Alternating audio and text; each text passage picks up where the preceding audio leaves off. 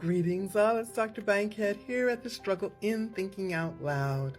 So I'm going to pick up, I believe this is part 3 of Self-Love is a Portal to Joy. And today I'm going to give, first of all, homage to my mom and dad, which even though I had gone through a period of abuse in my childhood, and I did experience depression and anxiety as a result of it, there were still many positive things that I did get from my parents. And so the homage to my dad, when I was in my late 20s, my dad set me on the path of my mission in life, which is to spread love and to be loved.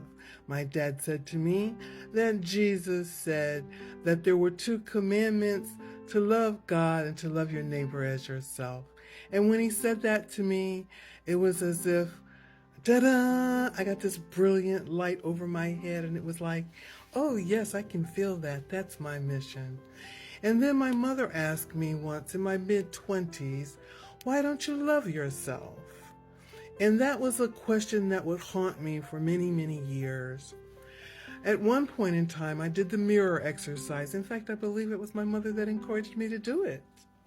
And I looked in the mirror and I said to myself, as I looked into my eyes in the mirror, I said, I love you. And I started crying.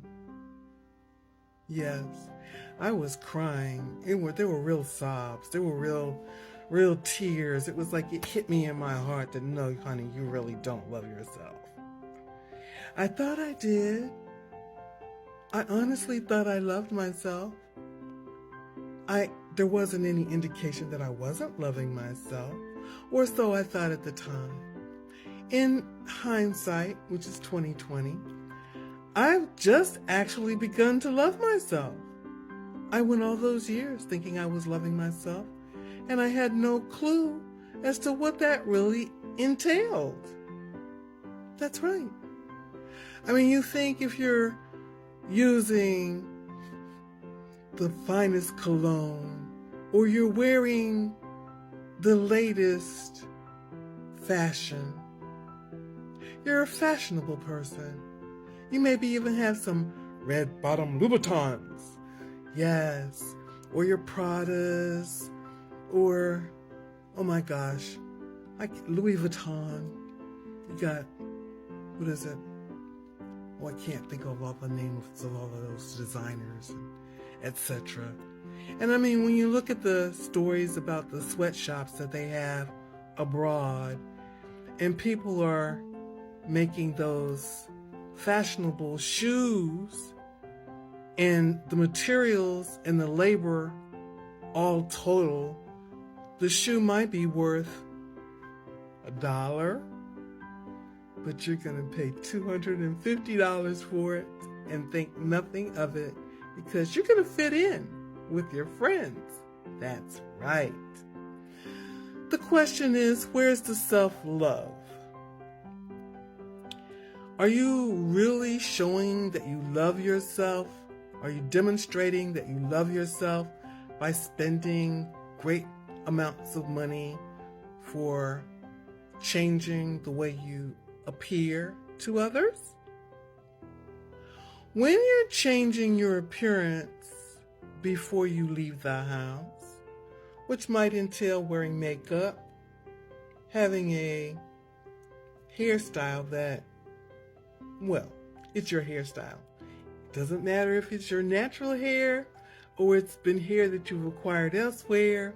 Once it's yours, so it's your hair. It's your eyelashes, it's your fingernails, it's your expression of self as you go out. But this expression of self, is it based on self-love? That's the question. Is it self-love? Or is it just a mask? Is it just a show? Because deep down inside, if you're failing to really get to the place where you love yourself, you will be experiencing treatment from others, which really amounts to mistreatment. But it's an acceptable amount of mistreatment. there's a border.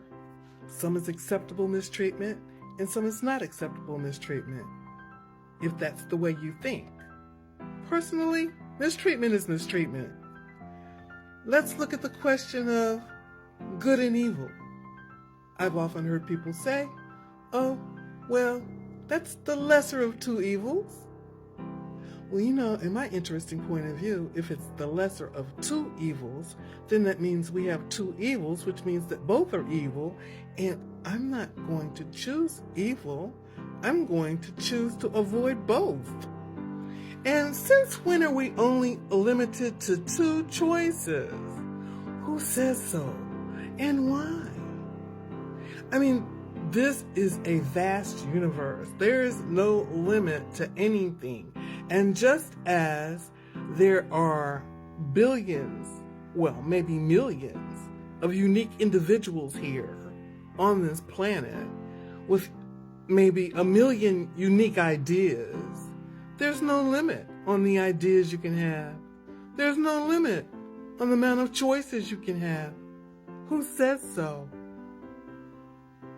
So anyway, back on the subject of self-love. Look at what you're accepting. And again, we talked about self-acceptance in the last video. And if you're accepting, if you've made a list, you determine what's acceptable to you, by now you should have established a boundary on what you will and will not accept. And stick to it. It doesn't matter what somebody else thinks about what you're choosing to do. You're following your joy. Let them follow theirs. It's as simple as that. All right, it's Dr. Bankhead at The Struggle in Thinking Out Loud. Hoping that you have a pleasant day. Thank you for visiting with me. Please subscribe, share the video, like and comment below. I look forward to hearing from you. And I am grateful for I am truly great. Say it with me. I am grateful for I am truly great. All right. See you again soon.